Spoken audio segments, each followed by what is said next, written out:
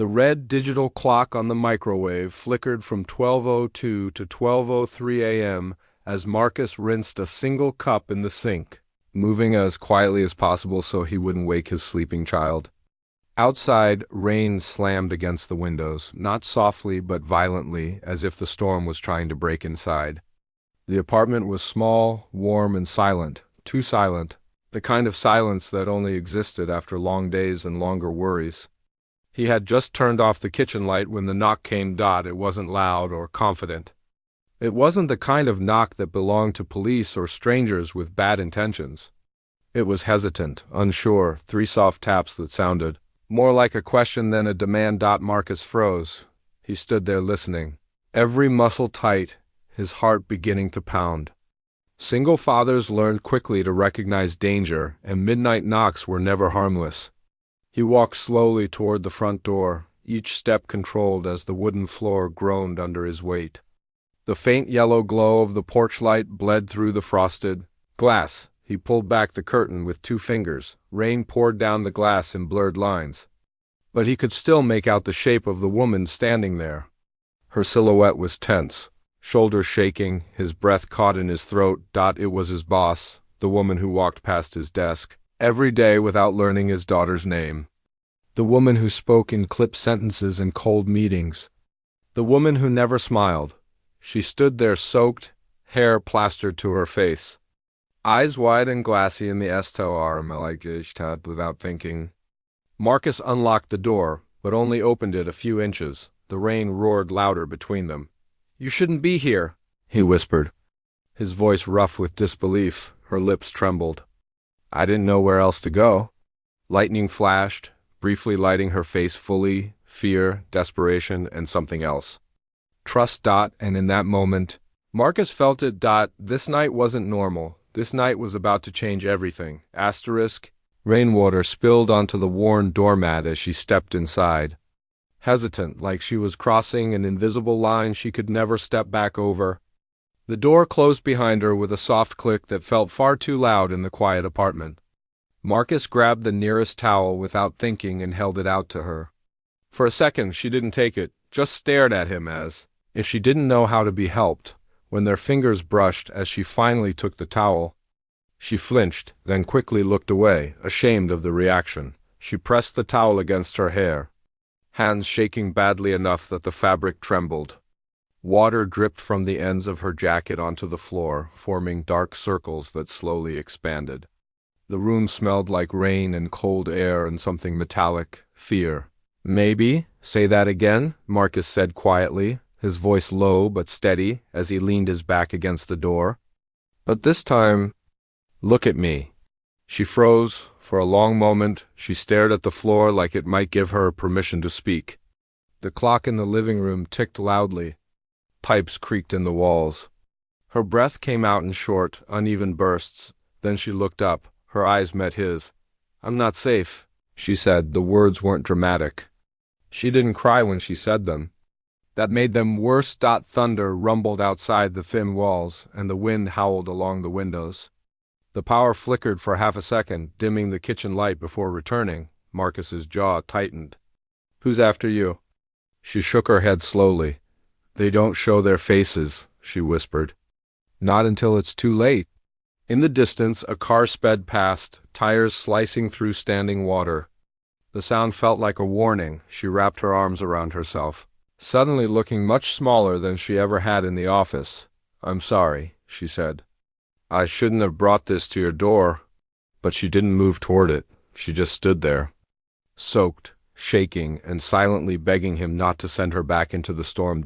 And in that moment, Marcus knew he couldn't. They sat across from each other at the small, scratched kitchen table, the kind with chipped corners and a loose leg that Marcus had fixed more times than he could count.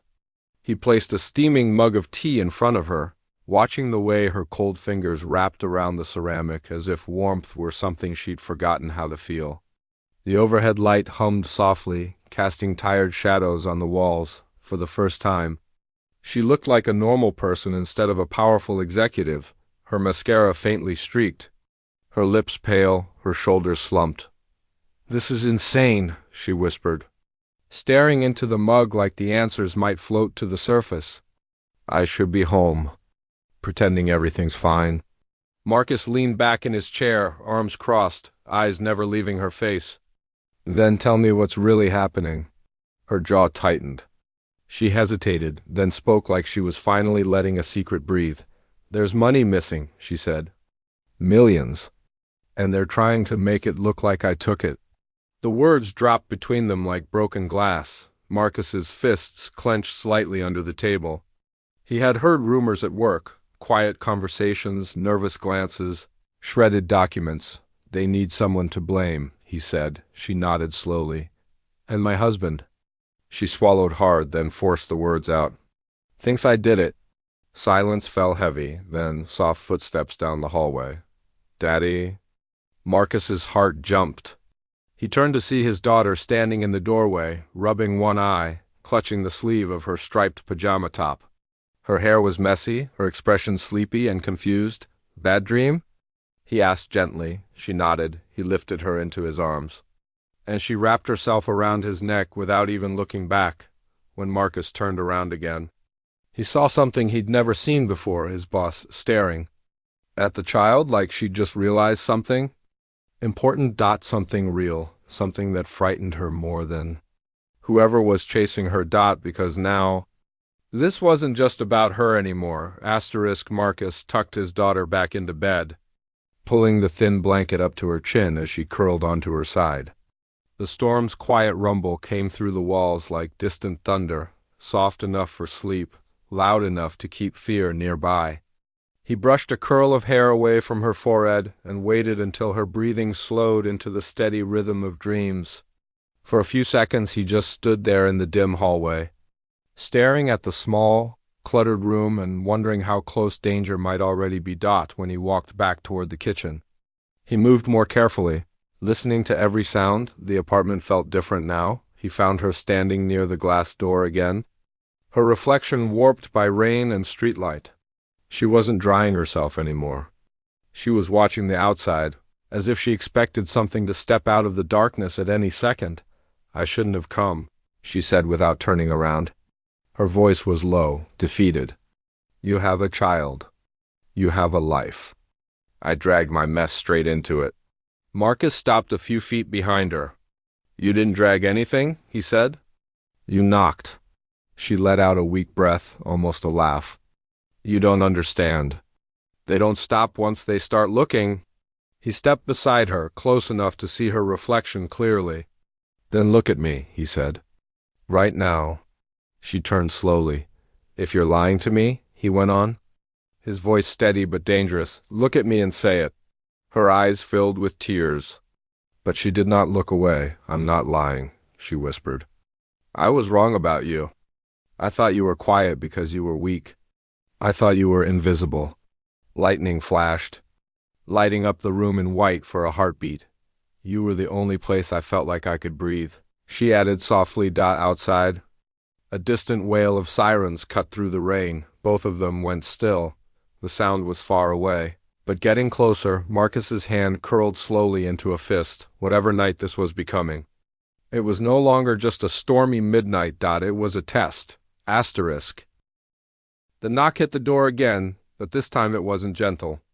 It wasn't hesitant. It was violent, loud enough to rattle the thin glass and send a sharp echo through the small apartment. Marcus felt his muscles tighten on instinct, as if his body understood danger before his mind accepted it. The hallway light flickered once, then went dark. He moved without speaking, stepping in front of her, silently reaching back to switch off the living room lamp. The room fell into shadow, lit only by lightning flashes and the faint glow of a streetlight bleeding through rain-streaked glass. On the other side of the door, shadows shifted, footsteps, muffled voices. She grabbed his sleeve, her fingers icy. Whatever happens, she whispered, her voice so soft it almost disappeared. Thank you for opening the door. His jaw tightened. For one brief second, he thought about not answering, pretending they weren't home, letting the storm swallow this night whole. But he couldn't. He unlocked the door.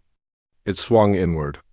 2 police officers stood in the rain, coats darkened with water, faces unreadable. One of them spoke calmly, professionally. "We're looking for a woman reported missing." The air inside the apartment went still. She stepped forward from behind him. Rain traced down her face as she lifted her hand slowly, surrendering herself before anyone had to ask. "I'm right here," she said. The officer nodded, relief flickering across his face. They spoke quietly to her, checked something on a radio, then gently guided her toward the door. Before she stepped out, she turned back to Marcus. Her eyes found his easily this time. "You taught me what strength looks like," she whispered. "Not power. Not titles. Just strength." Then she was gone, swallowed by flashing red and blue lights and falling rain. Days passed. Silence settled back into Marcus's life, but it felt different now, lighter somehow. At work, he sat at his desk, a folded envelope waiting in front of him. He expected the worst, termination, questions, consequences. Instead, he unfolded the paper and scanned the words. It wasn't a warning. It was a promotion. A raise. A transfer to a better department? His throat tightened. At the bottom of the page, in neat, familiar handwriting, were 2 words, "Look at me." Marcus leaned back slowly in his chair, and for the first time in his life didn't feel invisible. He felt seen.